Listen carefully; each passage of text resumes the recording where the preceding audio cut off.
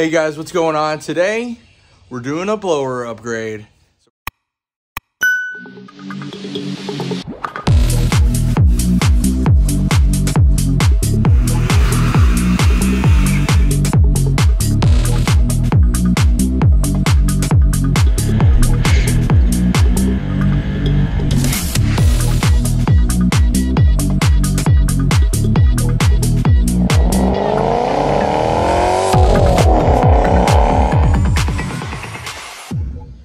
Hey guys, today with me, we got Sleepersolutions. Hey, so Joey was nice enough to fly me out here all the way from Cincinnati, Ohio to aid him with this blower swap.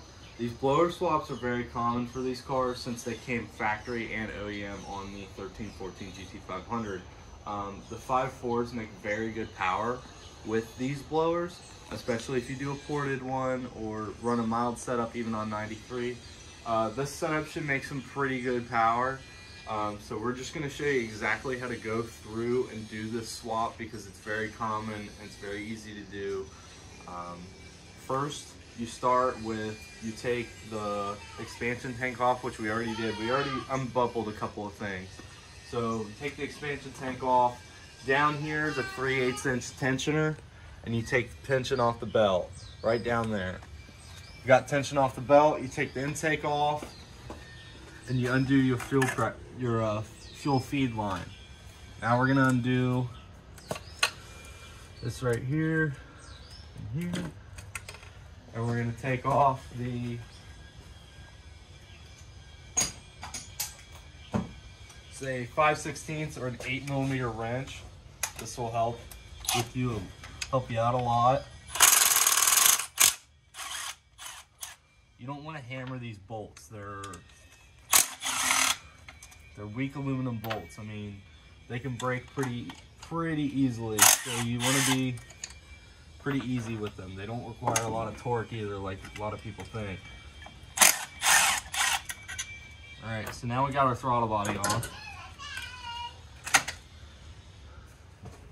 Now I think you got your, this is evap, and then your brake booster hose. Okay, so now you got that off. Take your IAT2 sensor off.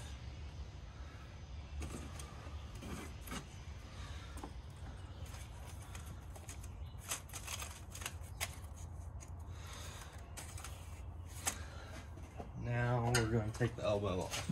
The elbow will give you access to all, I believe it's 13 bolts that hold the blower down. I could be wrong.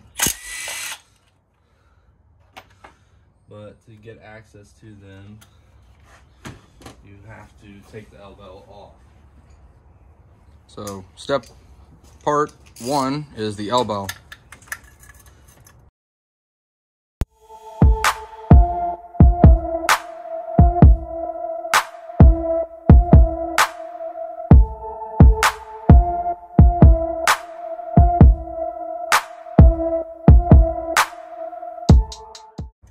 But it's coming off pretty easy in here.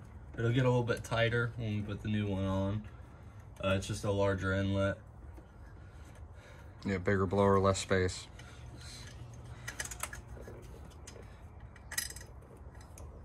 And you'll be surprising for a small 2.3 liter how much power it can really make. See, that's the small factory inlet. And we're going from that. Hold on guys, here we go. To that. So look at the size difference. It's magnificently much more airflow. So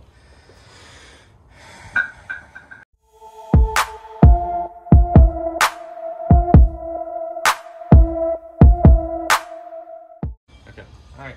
So now we're gonna take the fuel rail off. This crossover line will get in the way. So we need to take this off, and then we'll end up replacing the injector.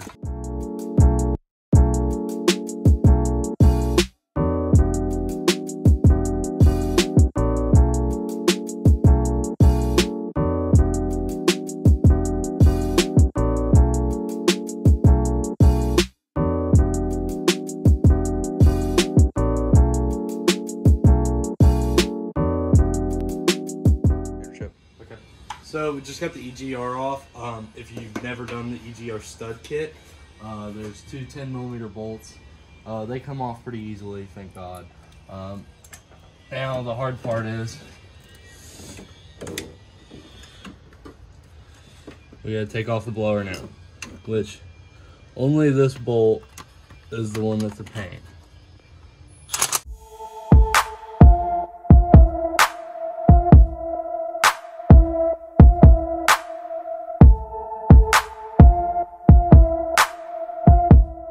There's one bolt back there. Yeah, don't forget it, guys.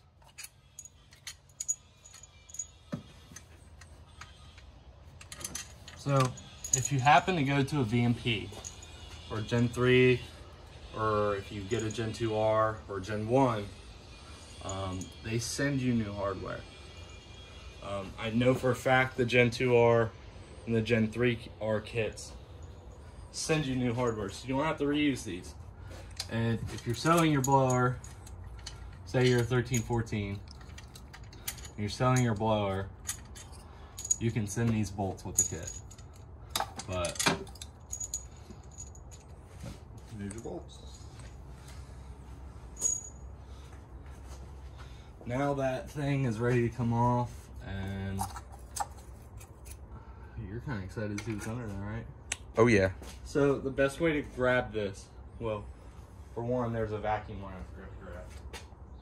So just head it on. All right, so now we got all the bolts out, and you think you're ready to pull the blower off. There's one vacuum line on the back of the blower that you have to get. You will have a hard time if you do not. And this thing might be a pain. It's crucial to get off. That's the problem with this fucking. Okay. Then we got that bolt off. So now that this clamp is up and off, it's one step further towards blower removal. And having channel locks will come in great handy.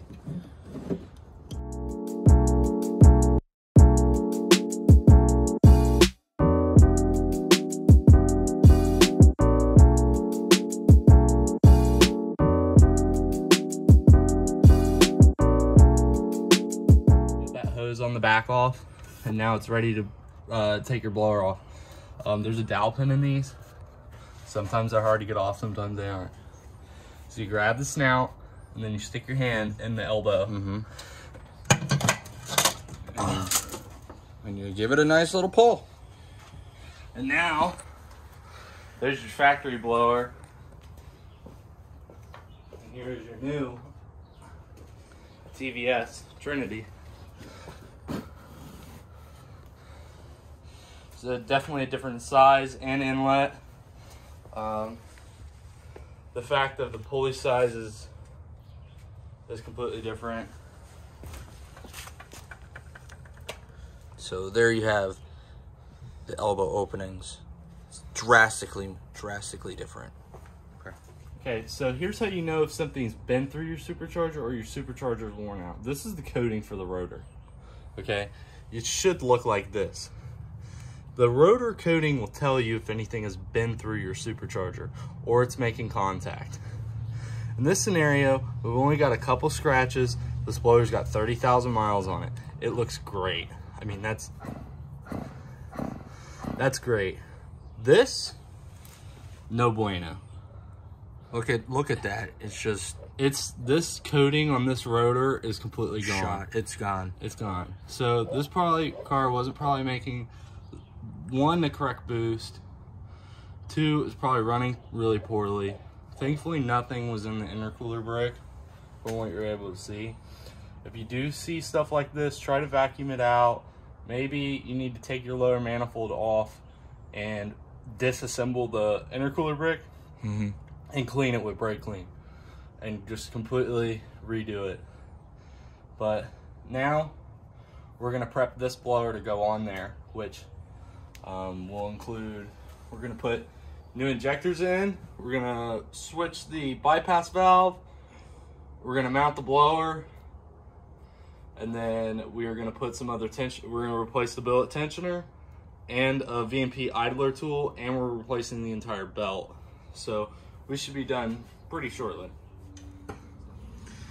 So what we've already done is we took the bypass valve off of the M122 and we are securing it right now onto the Trinity blower.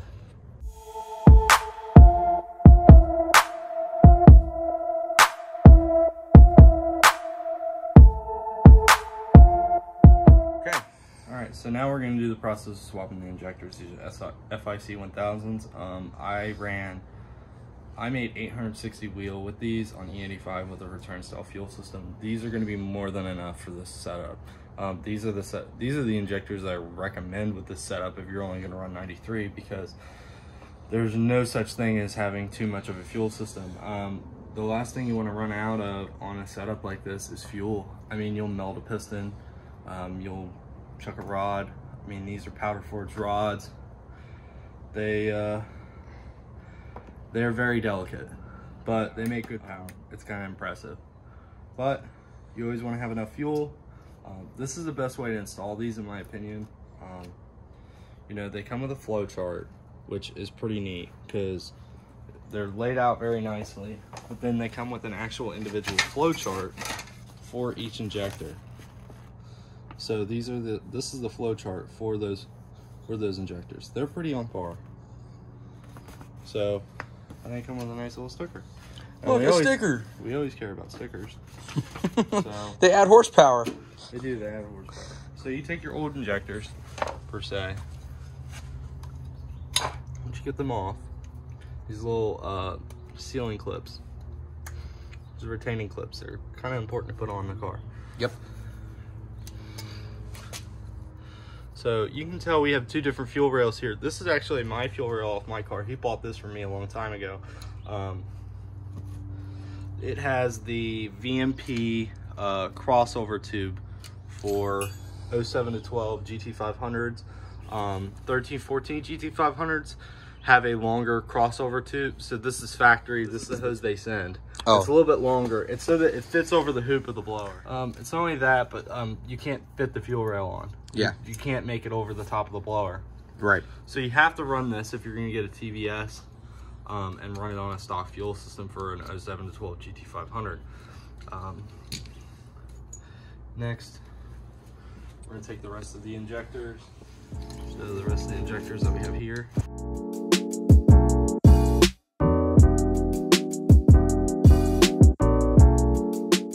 So clips, very important.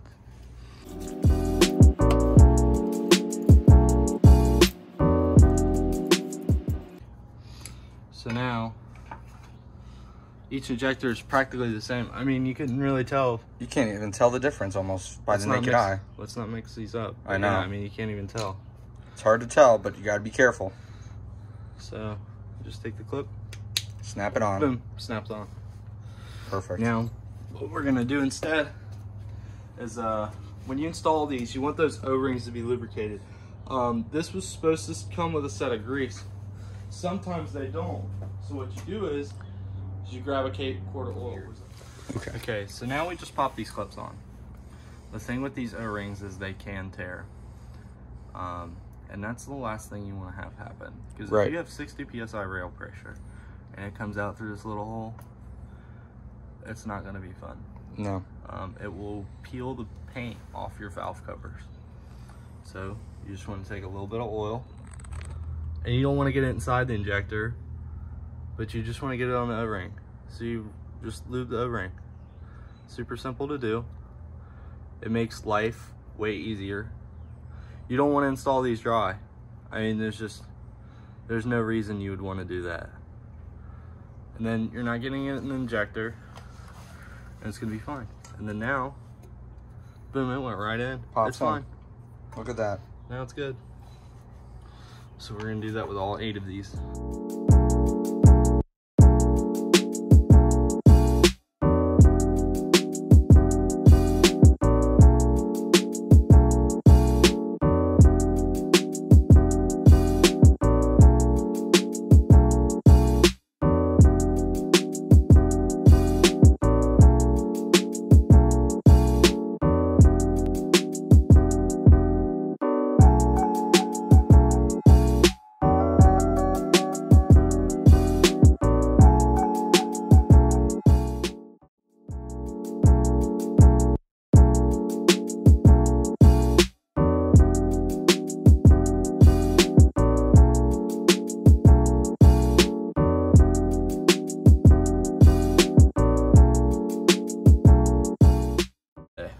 gonna take our fuel rails and we're gonna dump them outside. Yeah. Which we're gonna dump them in the garage.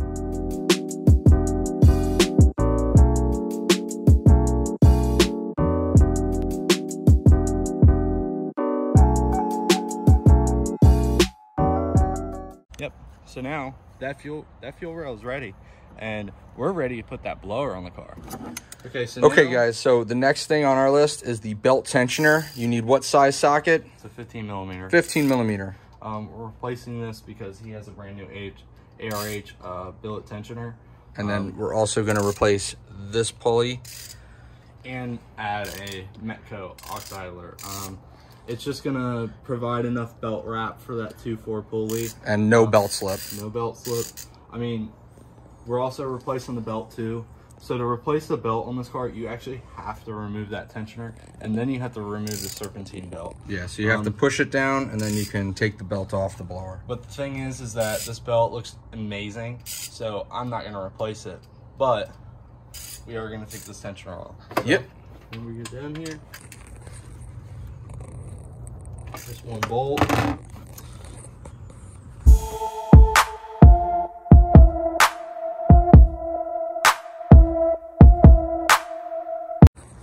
So we got the belt tensioner off, and we are going to retain the pulley that is on the tensioner.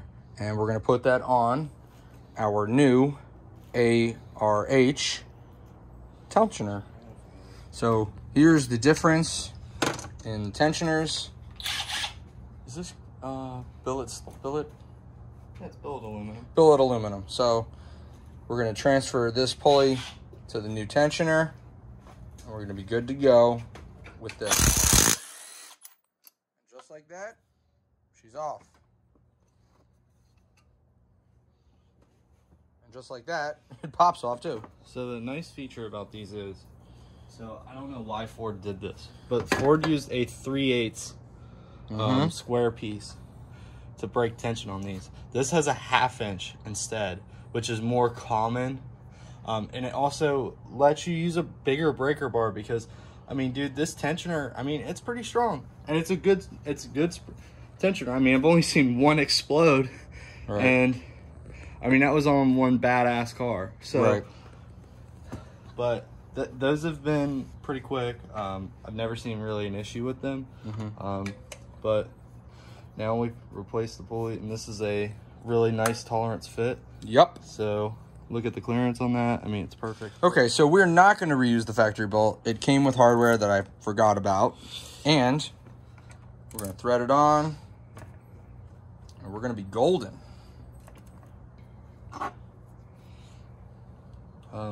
Funny debate. Washers are sided. That's just what I believe. Washers are sided. They're not double-sided.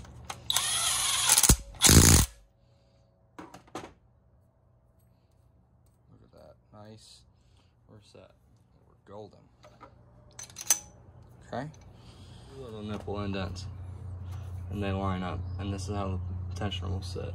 Right. So you have to put it in the right way the first time. I mean, it'll only go on one way, but if you're ever fighting it, you'll find out why. So right now he is tightening the tensioner on by hand, and then we're going to use the ratchet to tighten her on.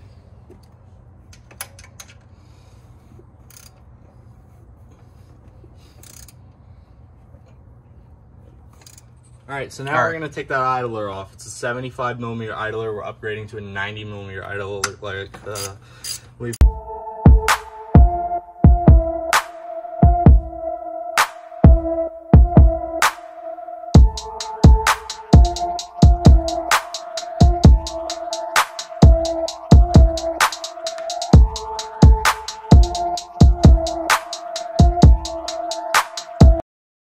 So we're gonna reuse the bolt, and here's the difference in the size of the pulleys. It's just a little bit bigger, but it's gonna do a lot more help. More parts that came off my car.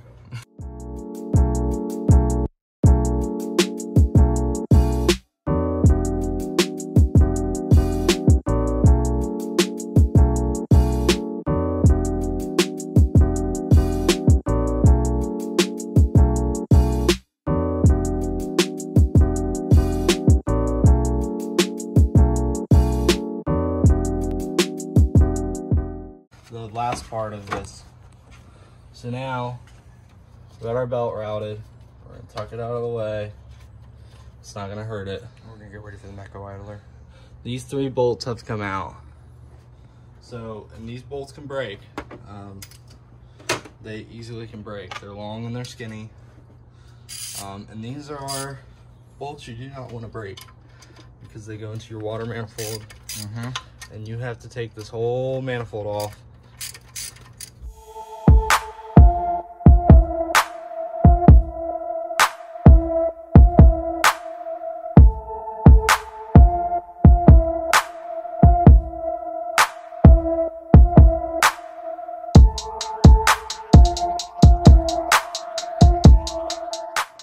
So here's our new kit.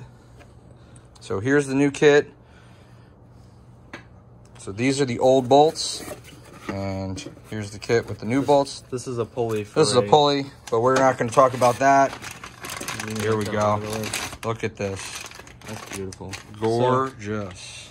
So the nice thing about this unit is, you see, you get your hardware here, but how it works is,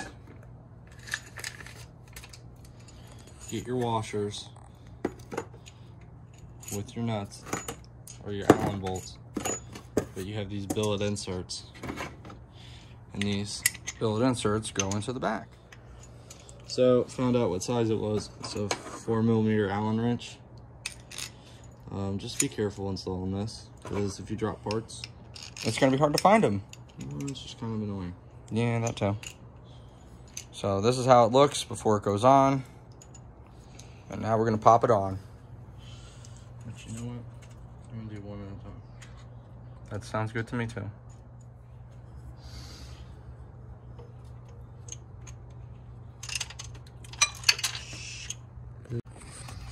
Okay, and after dropping one of these pieces, we are now going to be delicate.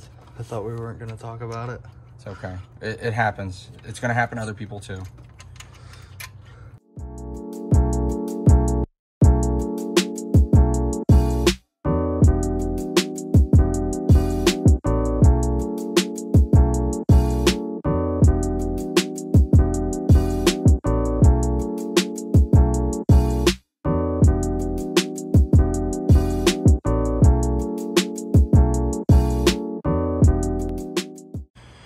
We have the coils off, the coil covers, coil packs are off on that side, spark plugs are out on this side.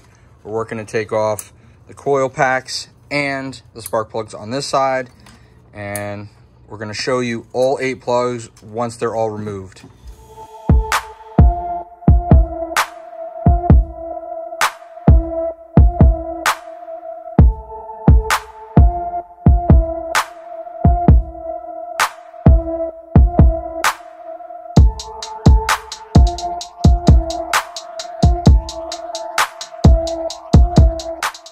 So we pulled all the plugs, and it seems like these are the original spark plugs from 2007. They got a bit of rust on them. This one ended up having water in it, so that's where all this corrosion comes from. But I already gapped the new plugs. We're gonna get some anti-seize, put them on the threads, and we're gonna install them in the car. Yep. Alrighty, guys. Keep watching. Okay, so we just got back from the store. We wanted to pick up some anti-seize.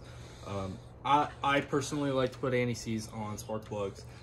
Sometimes it's frowned upon, not sure why. I've never had a complication with it.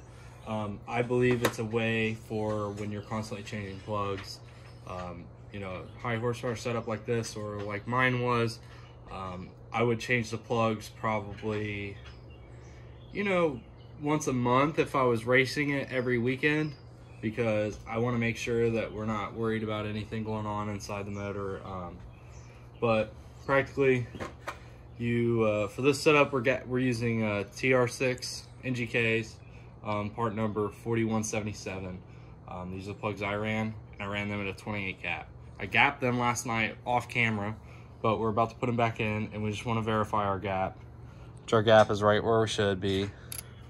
So. And what's the gap? What's the gap number that we're setting it to? 28 thousandths. 28 thousandths, guys. So take a little bit of anti-seize here, and we just dab it right there. All right, so we put anti-seize on, and we just dabbed it on. Now we're putting it back into the cylinder. Just hand tight. And just hand tight, guys. That's it. Nothing overly complicated.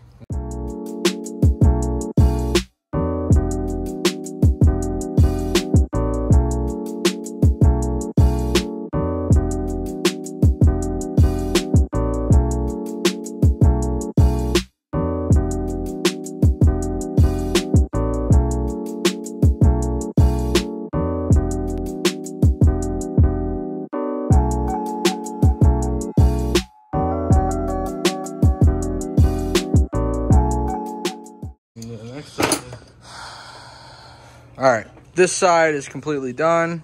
We don't need to film that other side. Yeah, It's the same concept. We're now going to put the coil packs back on, tighten everything down on the cylinder, and put the coil cover on top and finish that.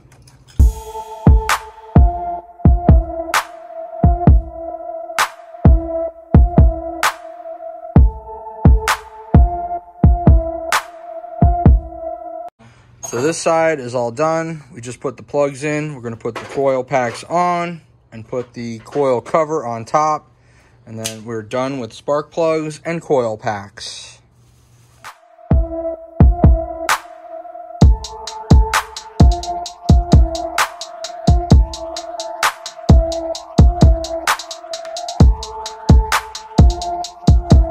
There we go.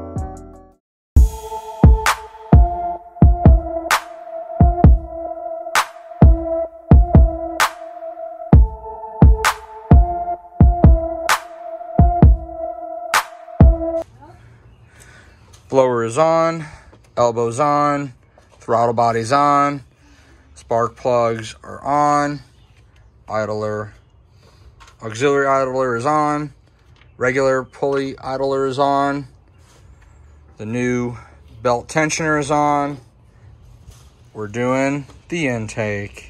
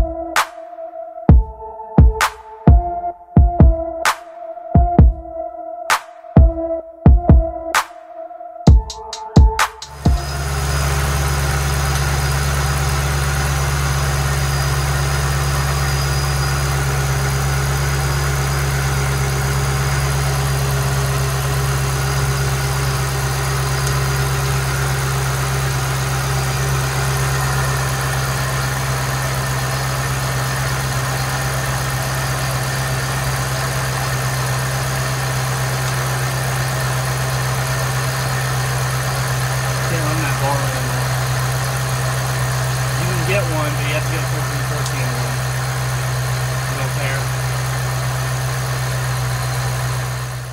So here's a before the blower swap with the stock blower.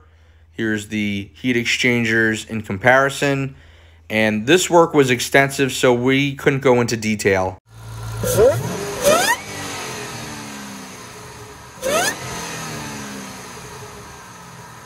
Stay tuned for our next video. Thanks for watching. Say bye-bye.